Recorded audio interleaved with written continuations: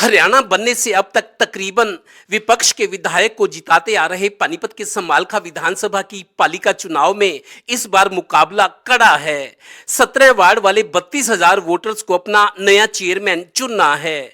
यहां खास बात यह है कि समालखा में जेजेपी और बीजेपी के चेयरमैन उम्मीदवार आमने सामने हैं।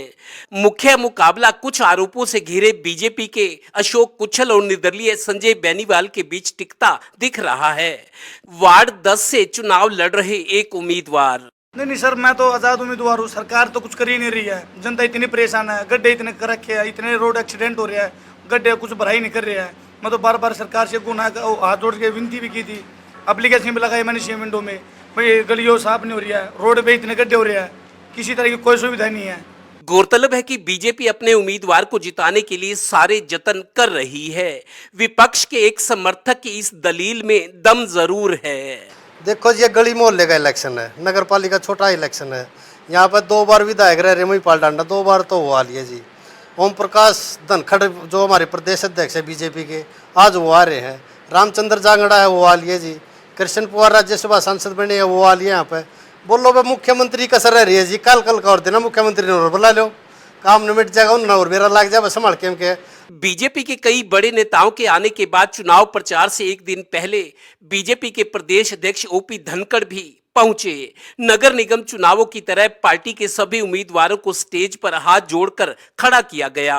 ये बात जरूर है कि सभा में 90% से ज्यादा लोग पार्टी के कार्यकर्ता थे, इनमें 50% बाहर के।